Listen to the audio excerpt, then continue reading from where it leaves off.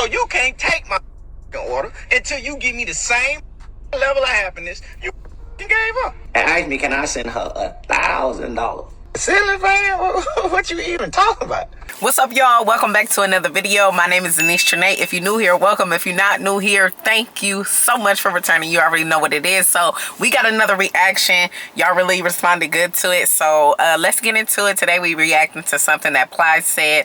I don't know what he said, but we gonna get into what he said. And if you wondering why I'm in my car, y'all, I am in front of my job. I have to be inside in 35 minutes. So, because sometimes, you know, that's how you have to get it done. So, without further ado, let's get into. I didn't do my head, so I do kind of gotta get my head together while I'm on camera with y'all, so bear with me. Plies is fed up. He says he can't take the attitude no more, and he's letting everybody know exactly how he feels about black women always snapping at him. Little plate, get my little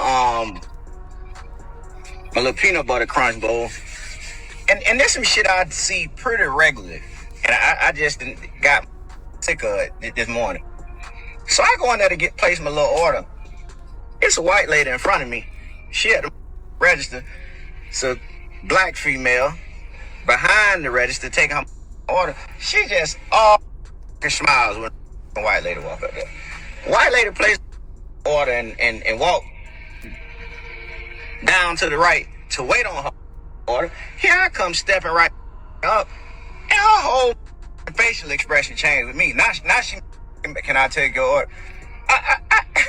And I mean this with the utmost respect. Just like I told her, you can't take a thing from me until you give me that same level of happiness you just gave that white lady. Give me the same smiles you just gave her. She ain't tell a joke. She ain't did a thing, but walk up here to the counter, and you like the Kool-Aid woman. So you can't take my order until you give me the same level of happiness you gave her. Smile. That's what I done told. Smile. No, you can't take my order. You can take it after you start smiling, just like you was for her. I'm sick of that. They walk up. You. Can I? Soon as I walk up here, you act like we just had an argument or something. I'm sick of that shit. And I done seen that shit a million times. That shit that happened to me. Come watch them at another table. They taking somebody order, white family order. They all smile, playing with baby and all. Then you walk your ass over here where I'm at, and you frowned up like somebody farted or something. I'm sick of y'all, man. Y'all need to get y'all shit together. And I just like my cousin for her to show me how to do the boots on the ground and dance. I love the song. I like love the song called. I like anything that make people feel happy, feel good, and that make me feel good. So I asked her to show me how to do the boots on the ground dance, and she come telling me where your fan at. I said, where my what? She's talking about where your fan? I said, what fan? Ceiling fan? What you even talking about? Somebody, your fan.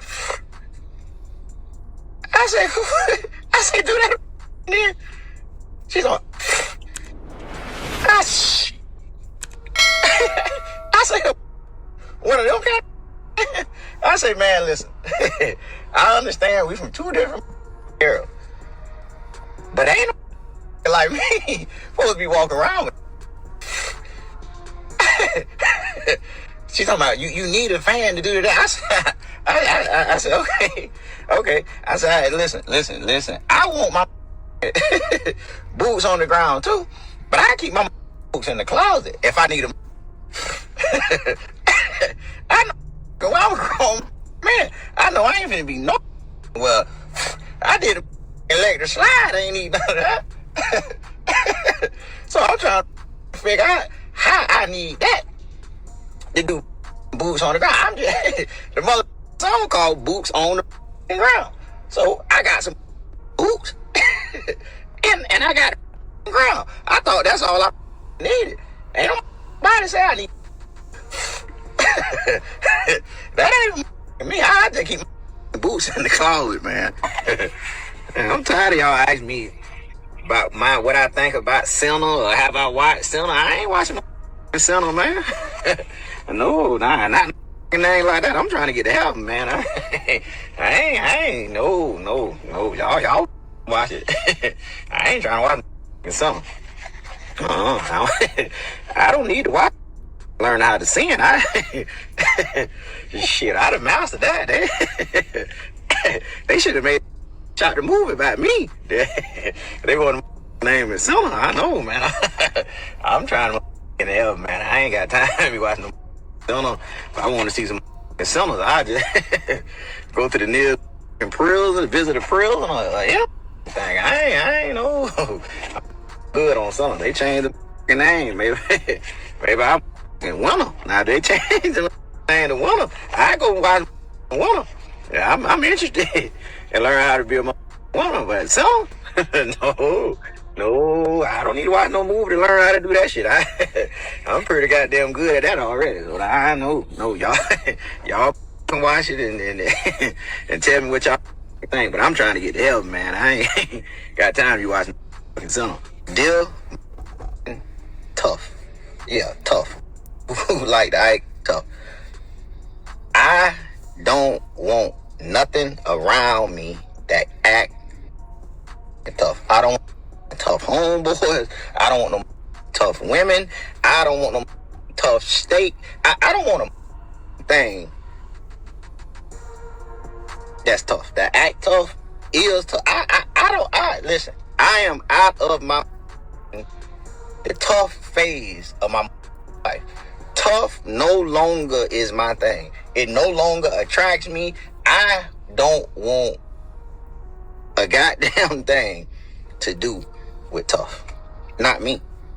I like nice. Nice is what work for me.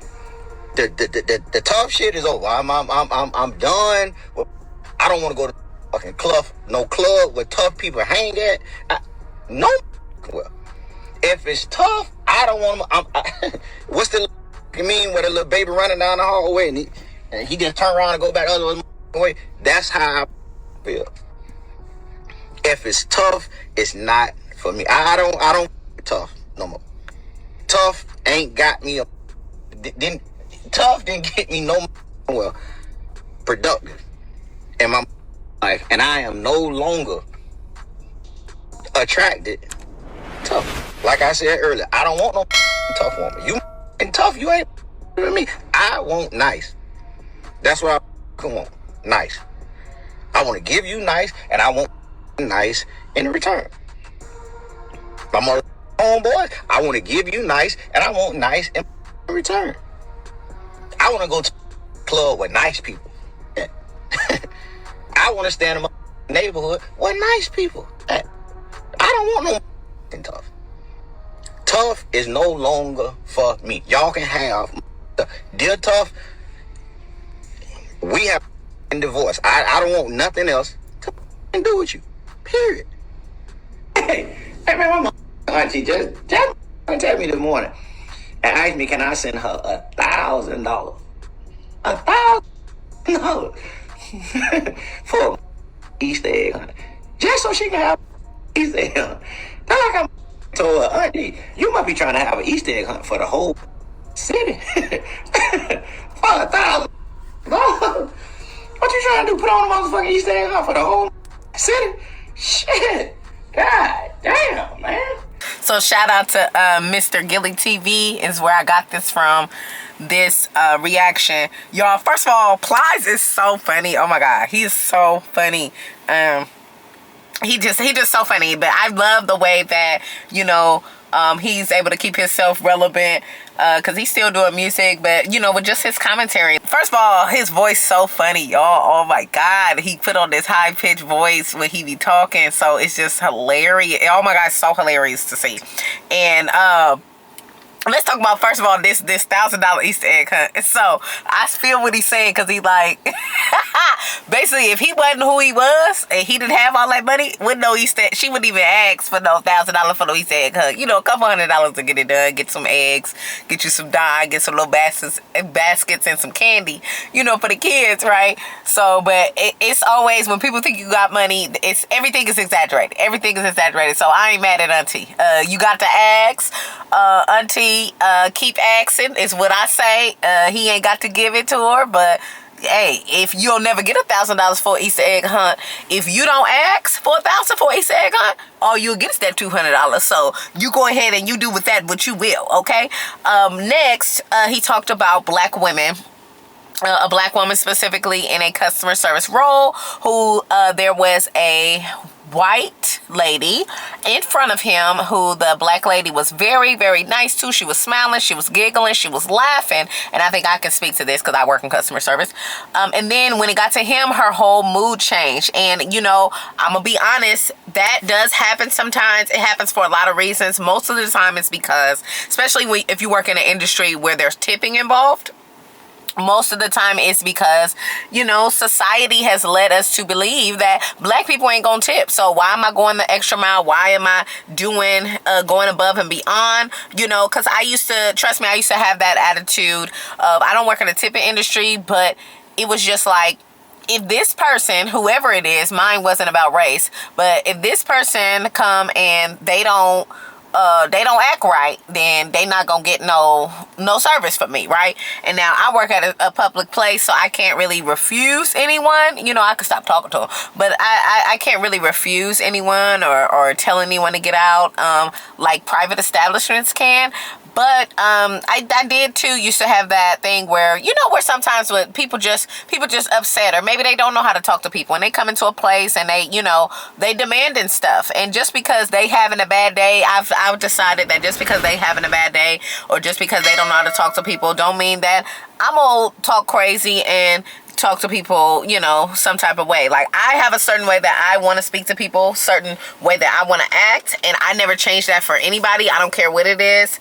I can see how in certain situations in like restaurants, especially if you have repeat customers, or just, you know, there's a type of customer sometimes that comes, and we do sometimes expect a certain thing to happen, and that's, you know, that's on us, because me, even at my public place that I work at, sometimes I expect people to pay who don't pay, and then sometimes I expect people to not pay who actually pay. So, you know, we have to get out of that, and we got to just treat everybody the same, you know, and you have to, that's something you got to do for you. It's not something you do for the job. You don't do it because you work here. You do it because that's the kind of person you want to be. And a lot of people just not there yet. You know, that's that shadow work. That's that deep work that a lot of people are just not, you know, they're not doing yet because of a lot of reasons. You know, they're not ready to. They too worried about paying bills to be working on themselves. Like, if I'm not eating tonight, okay, and this is a good question. If I'm not eating tonight, like, I don't know that I'm going to eat. I don't know that I'm going to be able to go somewhere and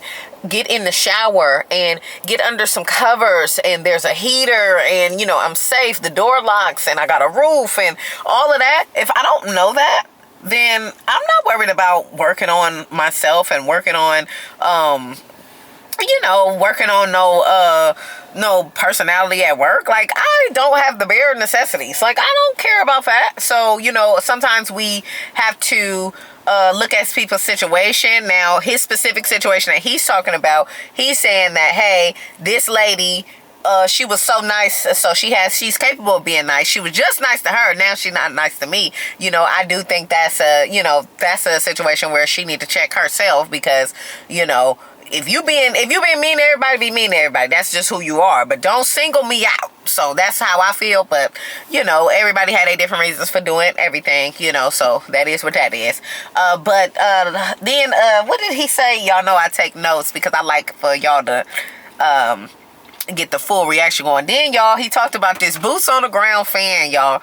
Y'all, whoever asked him, I just gotta say, whoever asked him about a fan, that is a man. That man don't need no fan. If he want a fan, I'm not saying the man can't have a fan, but that man don't need no fan. What Let him put that boot down, that little bitty boot, okay? Good, you know, Plies short, he got a little foot. But come on now, don't be asking that man about no fan. I said, what? I don't even do a fan when I do mine, because I don't feel like getting one. I'm just lazy. But, you know, but he don't need no fan. He cracking me up.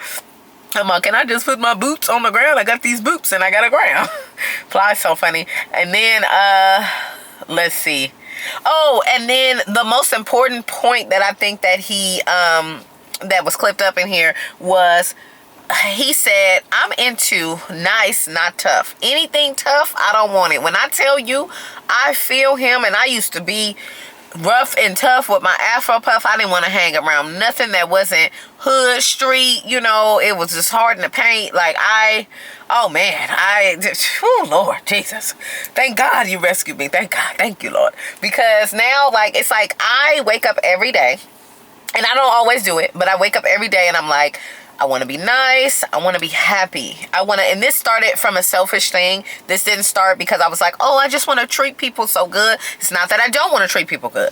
But this started because I thought about me. And I said, when do I feel best? When do I feel fulfilled as far as my attitude and how I present myself? What way can I make that reality come true? Like, what is it that I need to do to feel fulfilled in my reality and everything that I do every day, you know, to feel satisfied? And I realized that I needed to be more pleasant to people. Like, I needed to be pleasant. Me personally, I won't say that I was like born mean or anything like that, but like my dad is a very like stern person, right? Everybody always say, oh my God, your dad is so mean. I don't know how you do it. Your dad is so mean. He's like one of the meanest people in the family. And really he's not mean. He's really a kind person, but he's just stern, and he was very hard on us because he was like, you know, the world is hard, which I totally understand. And, you know, we kind of just developed this tough skin, me and my sisters, and we just, I don't know. We were kind of, I mean, I'm an optimist now, but I guess we were kind of, at first, we were like skeptics. Like, you know, he was telling us about all these dangers out here in the world, so we expecting to be in danger, and then we still couldn't see it, or at least I couldn't. But yeah, like, it's just, it was a tough, you know, mentally tough upbringing. Like, not tough as far as finances, but it was tough. You know, he wanted to make us tough. And put it like this, my daddy told me when I was about 10 or 11 years old, that girls didn't cry. And you know, you've heard the saying, boys don't cry. And I was wondering, like, well, who can cry? If a girl can't cry, who? Because I had heard the saying, of course, boys don't cry. But so if boys don't cry and girls don't cry, then why do we even have a thing called crying? Because I don't understand. Like, this is, but he was trying to tell us that we need to be tough and we need to be resilient. And, you know, and he ended up, you know, being successful. But we also ended up having these hardened shells and having a hard time with our emotions in one way or another, especially with men. It was just confusing, and quite a few of us picked like mean men because he was mean, and you know, and I'll get into that in another story, or maybe even a story time, because my daddy swear up and down that he ain't the reason why we didn't pick these men. But anywho, but he's also the reason why I picked my wonderful husband, because when I tell you, my husband act just like my mama and my daddy. Oh my God, it's weird. Oh God. But anyway, because he's the same sign as my mama, and he just act like my dad. Like, my daddy play too much. My daddy will play for 4 months. Like well, it's over. The joke is over, and he's still playing. He got to keep it going. So, but y'all, anyway, y'all, I hope y'all enjoyed today's video. Please excuse my hairdo. Y'all know I'm trying to get it together before I run up in this job. But I love y'all so much. Thank you so much for watching. My name is Anaise Tranee. I wish you love, peace, and a lifetime of listening to Anaise. If you want more reactions, click right here. If you want story times, click right here. And I'm out. We gotta come together before we separate. Gotta dream big like a heavyweight. All this negativity we can't perpetuate.